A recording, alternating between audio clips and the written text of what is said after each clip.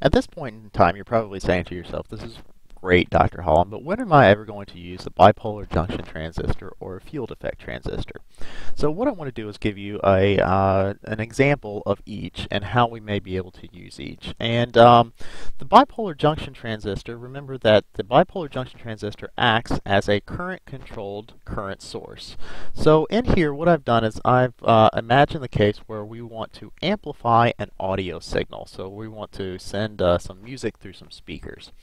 Now, a common limitation of electronics, say op amps, which we're going to discuss, microprocessors, or the audio processors, say on your iPod or music playing device, is that they have a limited amount of current that they can output. So we don't want to we don't have sufficient current or sufficient voltage to power a large speaker. Say in your home audio system or in your car stereo system. So we need to get more power to that speaker if we want to listen to it on a large scale. So what we can do is we can use something like a bipolar junction transistor to amplify a small signal. Remember that we're actually going to take the current that's input into the base, and what we're going to do is we're going to multiply that by some large value. So what we can do is we can connect a speaker to a PNP transistor in this manner, and what that's going to do is, depending upon how much current we can get through our device, with a little amount of current we can cause a much larger amount of current to pass through our speaker element, which is going to give us more power from our speaker. Okay, but in order for that to happen, we need to have a supply that's connected to the speaker that's a lot larger. That's going to be able to supply more power than our audio player is going to, or our audio processor.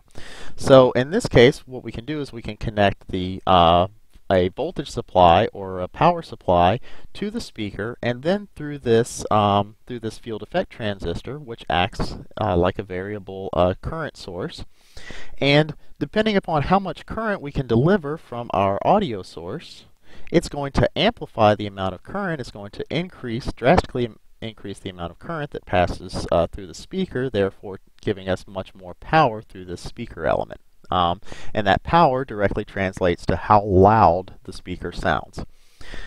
Alright, so that's a case where we can use a much higher power supply but control it and control how the power is delivered to an element with a much lower current source. So a bipolar junction transistor allows us to control the power delivered to an element using a small amount of current.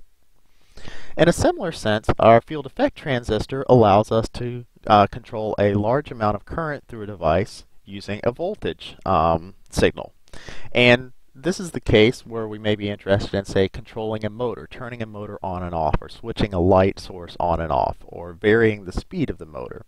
And we can do that by connecting a voltage source that does not supply a significant amount of current, and because in fact we assume in an ideal case that no current goes into the gate of our FET, that we actually have to provide very little. Actually, some current will go through, but in this case, ideally we supply no power to the field effect transistor because there's no current that goes into the gate.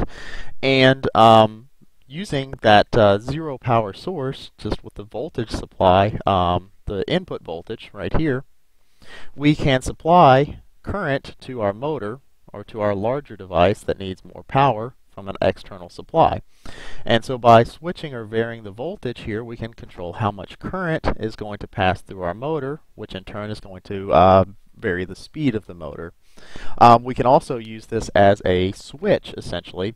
If we apply a much larger voltage across our motor or across our resistive load here and the field effect transistor, then we can supply to the gate, then this will act as a switch, and what we will do is we'll basically be turning the current on and off, and just by varying the voltage between, say, 0 and 5 volts, we can simply turn that on and off.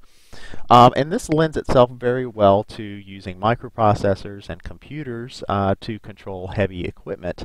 And this is how they do it, how equipment is often controlled in larger settings. So if we have a big motor to run, we can switch it on and off with a very small current, very low power voltage system.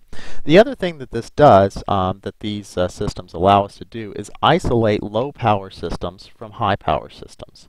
So in this case, our control circuitry over here is a low power circuit, and we don't want any of that current from the high power source to get back into our circuitry or into our control system over here.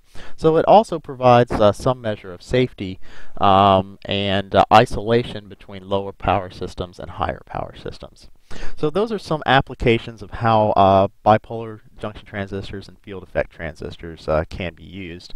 And also, these transistor elements form the basis for modern semiconductors. So because of this switching capabilities here of the field effect transistor or the bipolar junction transistor, we can use them to apply digital logic to circuits, and that's how some of the digital logic circuits, as well as in the continuous mode, how the operational amplifier is built to behave. And we will talk about the op amp in a future lecture.